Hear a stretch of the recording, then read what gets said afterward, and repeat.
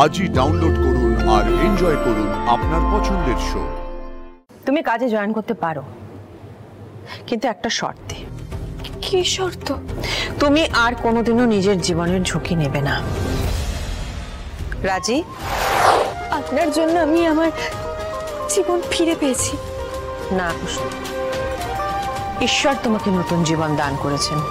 আপনি তো আমার দেবী মা, আপনি আমাকে নতুন জীবন দান করেছেন। তাই আপনি আজ্ঞা করলে আমি আপনাকে এই উপহারটা দিতে চাই। এই দেখি দেখি দেখি দেখি দেখি কি এনেছো? হ্যাঁ এ বাবা, এসব কি? সদবাদের উপহার। আমার মা বলতো সদবা স্ত্রীর জন্য এর চেয়ে ভালো উপহার আর কিচ্ছু হয় না।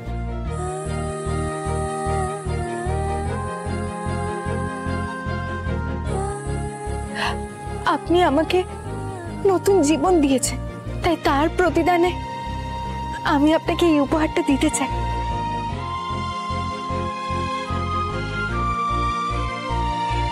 আজও যে উপহার এনেছে সেটা আমার জীবনে পাওয়া সেরা উপহারের মধ্যে একটা।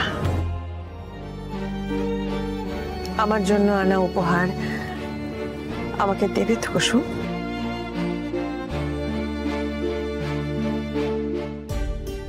দাও, আমার উপহার আমায় দাও।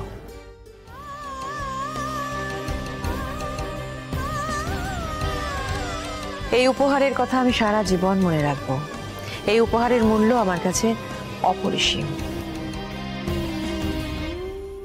দেবী মা, আপনি এই শাড়ি পরবেন তো?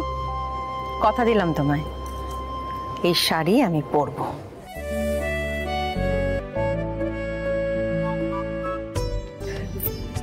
আপনি যে আমার কাছ থেকে উপহার গ্রহণ করেছেন তাতেই আমি খুশি হয়েছি।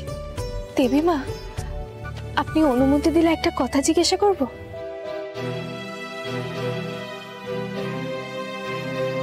বলো না।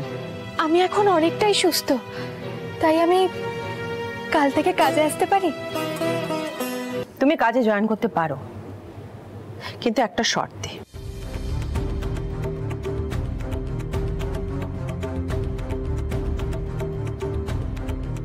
কি শর্ত?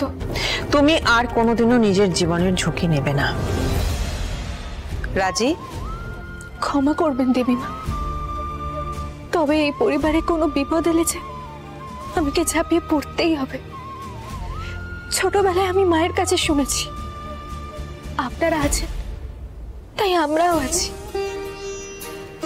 সবাই রাজা রানীর গল্প শুনে বড় হয়, আমি আপনার গল্প শুনে বড় হয়েছি দেবী মা। আপনার জন্য আমি নতুন পরিচয় পেয়েছি, এর দাম সারা জীবন ধরে দিয়ে গেলেও যে কম হবে। বুঝলাম, তার মানে তুমি আমার শর্তে রাজি নও। দেবী মা, আপনি আমাকে যা করতে বলবেন আমি তাই করব, কিন্তু